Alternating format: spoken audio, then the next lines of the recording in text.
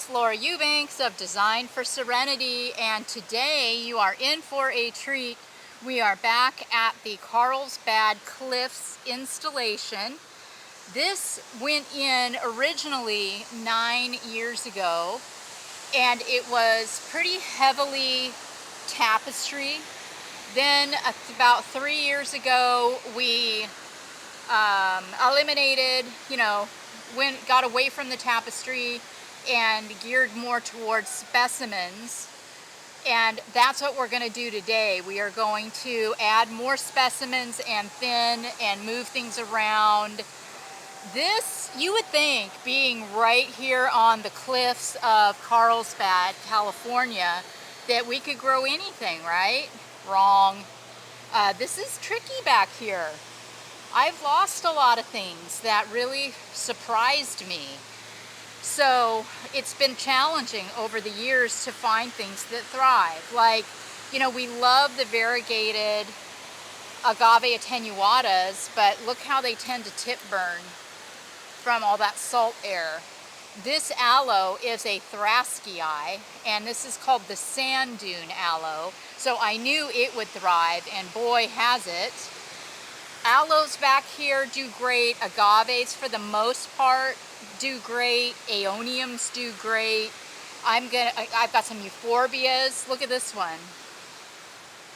This horita is huge and completely buried underneath this Tradescantia. So that's going to get yanked and put somewhere prominent.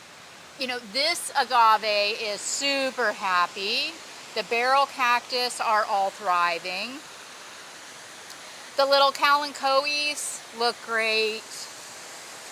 Here we have some more attenuatas underplanted with aeoniums, and there's not a lot of tip burn on these. So microclimates are real, guys. And here, tip burn, here, no tip burn. So you do the math on that.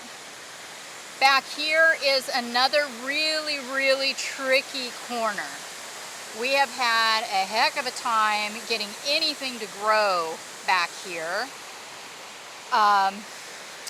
We've got, this cliff that's very, very dangerous, so we don't spend much time down there if we can help it. The Portulacaria Afra variegata is thriving here. This cotyledon looks pretty good too. Tisho Khan looks great. This was a beautiful mangave that just bloomed out. The Perii is great. Look at that. There's even some little mangave jaguars back there behind this gigantic agave Titanota. Here we have a Sunglow agave that looks really, really good. Crassulas thrive back here.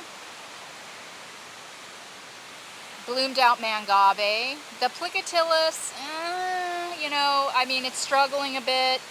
It did fall over, but it's alive. So we're gonna work on that, clean it up and whatnot. Little Cynthia Giddies. This aloe is a mess. Look at that mangave lavender lady. Wow. But here's an agave that is not good. It just looks terrible. So that's coming out. This Blue Glow bloomed out, but it's got some really nice pups. So we'll see what we can do with that.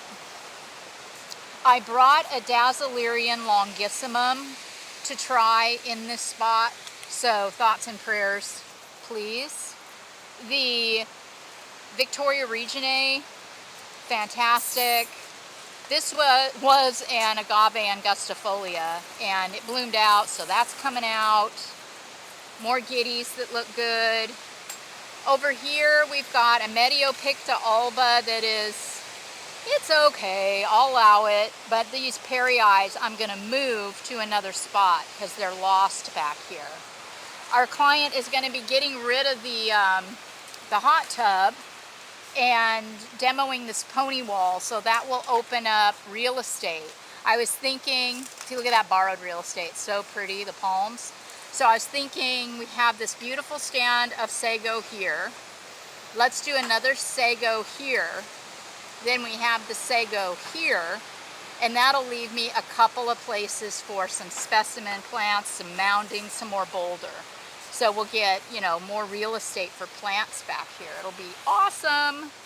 We've got a little bit of weeding to do. We've got, you know, lots of things to pull.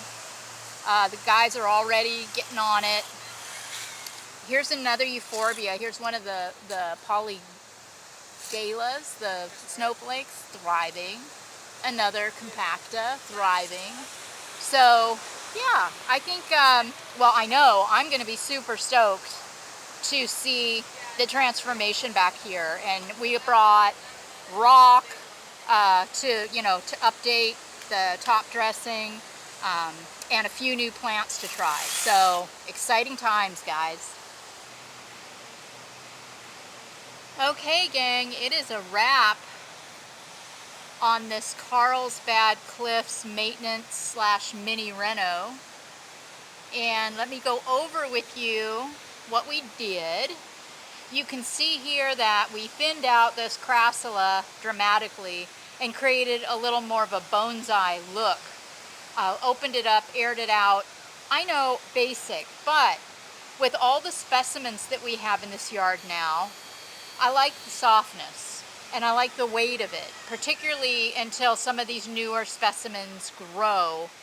Then we might consider doing something else in that spot. But for now, loving it. I took out some of these variegated attenuata, 2 great big ones, and cleaned some of the bottom leaves off of the remaining ones so they look real tidy. Back here we just deadheaded the status, the sea lavender down there, and I trimmed the portulacaria. I popped some Cynthia giddies in this little terracotta pot here. We removed, you know, all the dead things. I put down fresh creva and planted a little crest cactus right there. We put our Pachypodium lemuriis right here. This remained unchanged. Over here there was another jade right next to this Sunglow, and I just popped some Cynthia giddies in there instead. We tightened up the Pligatillus, added a little Euphorbia millii. That was one of the new additions that we'll hope does well. We moved this barrel cactus. It was over on the other side of the fire pit, just kind of lost. So we moved it over here. We're starting our variegated Aloe Hercules right here with the understanding that it may move one day. Here's our Dazzlerian longissimum.